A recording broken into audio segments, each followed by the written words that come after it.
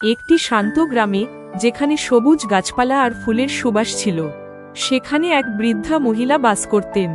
তার নাম ছিল মায়া দাদি। তিনি ছিলেন স্বাস্থ্য ও সুস্থতার জন্য বিখ্যাত। গ্রামের ছেলেমেয়েরা তাকে প্রায়ই জিজ্ঞেস করত, দাদি, আমাদের শরীর ভালো রাখতে কি করতে হবে? মায়া দাদি হাসি দিয়ে বলতেন, যদি তুমি স্বাস্থ্যকর জীবনযাপন করতে চাও, তবে নিম গাছের পাতার উপকারিতা জানতে হবে।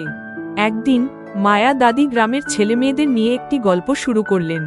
এক সময়ের কথা, যখন পৃথিবী ছিল রোগে ভরা, মানুষ ছিল দুর্বল এবং অসুস্থ। তখন দেবতা লক্ষ্মী, যিনি স্বাস্থ্য ও সমৃদ্ধির দেবী, তিনি নিম গাছের পাতাকে পৃথিবীতে পাঠালেন। তিনি বললেন, এই পাতা মানুষের জন্য আশীর্বাদ। মায়া দাদি তাদের বললেন, নিম পাতার মধ্যে রয়েছে অ্যান্টিব্যাকটেরিয়াল গুণ, যা রোগ থেকে রক্ষা করে। যারা নিয়মিত নিম পাতা খায়, তারা রোগমুক্ত থাকে।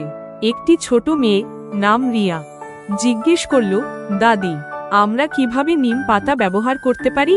মায়া দাদি বললেন, তুমি নিম পাতা চা বানিয়ে খেতে পারো, অথবা যদি তুমি তাজা নিম পাতা চিবাও, তবে তা তোমার শরীরের রোগ প্রতিরোধ ক্ষমতা বাড়াবে।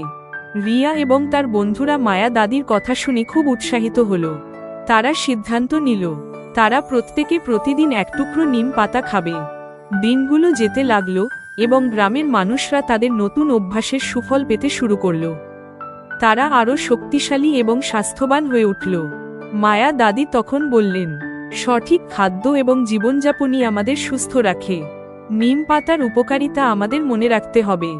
গ্রামের সবাই মিলে মায়া দাদির প্রতি কৃতজ্ঞতা প্রকাশ করল। তারা বুঝতে পারল, স্বাস্থ্যই প্রকৃত সম্পদ।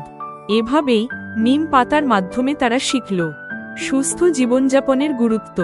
আর মায়া দাদি, যিনি তাদের স্বাস্থ্য সচেতনতা পথপ্রদর্শক, তিনি গ্রামের হৃদয়ে চিরকাল বেঁচে থাকবেন।